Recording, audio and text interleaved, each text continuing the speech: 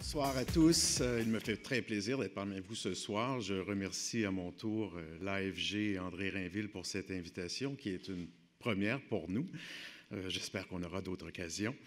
Je pense qu'il ne fait aucun doute que les firmes québécoises de génie conseil, présentes un peu partout dans le monde et ce depuis de nombreuses années, sont des ambassadeurs du savoir-faire québécois et contribuent fortement à l'image de marque et au rayonnement international donc, du Québec et de Montréal. Le Corim est d'ailleurs fier d'avoir plusieurs grandes firmes de génie conseil parmi ses membres. J'ai donc l'honneur de vous présenter le prix international 2017 qui récompense la firme s'étant la plus illustrée lors d'un projet à l'étranger, tant pour les bénéfices sociaux, économiques et environnementaux que pour l'exportation du savoir-faire canadien. Alors, sans plus attendre, dans la catégorie internationale, les projets en nomination sont... Bravo d'abord. Merci. D'abord, sur les difficultés qu'on rencontre quand on travaille à l'étranger, c'est-à-dire quand on est loin de sa base, dans une culture différente, et c'est vrai dans tous les marchés, est-ce que ce fut un enjeu ou, au contraire, ça s'est bien négocié? Voulez-vous tirer à pile ou face ou il y a quelqu'un qui a envie de... Allez-y. Je dirais que ça a été un enjeu quotidien. Il y a des conditions qui peuvent changer à chaque jour. Par exemple, lorsqu'on a décidé de faire les épis, on voulait les faire en enrochement. Les enrochements sont devenus non disponibles pour des raisons logistiques et des raisons de prix. Alors, il a fallu... adapter. Oui, c'est ça.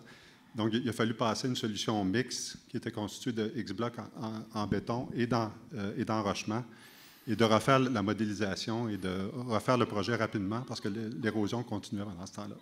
Est-ce que cette solution contre les problèmes d'érosion vous a permis de développer, je dirais, des solutions uniques qui seraient exportables dans d'autres régions qui vivent ce genre d'enjeu d'érosion? Parce qu'on sait que c'est assez maintenant universel.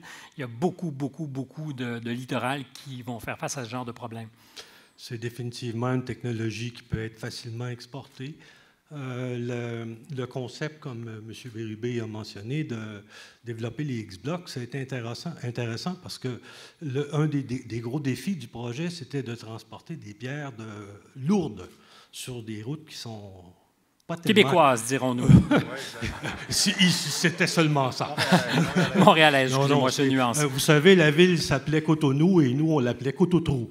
Oui, alors, c'était pas évident. Alors, il y a eu, et en plus, on a développé des infrastructures, des blocs sur place, qui a permis de faire travailler la population locale à la création et au... Est-ce qu'il y a justement un transfert de connaissances qui s'est fait et applicable pour les gens à Cotonou? Oui, absolument. Le projet a quand même impliqué près de 220 travailleurs, ingénieurs béninois. Il y a eu beaucoup de formations qui ont été faites en santé et sécurité. C'est un élément? Qui était un élément primordial. Donc, tous les gens ont été informés. Dans le cahier des charges, vous aviez cette responsabilité aussi. Et non seulement ça, on a vraiment développé un programme beaucoup plus ciblé en santé et sécurité, justement. Alors, il y a eu une formation, un gros transfert qui s'est fait à ce niveau-là. Je vous remercie, messieurs, et vous souhaite encore une fois à vous de profiter de ce prix, de ce moment de gloire qui est le vôtre. Bravo.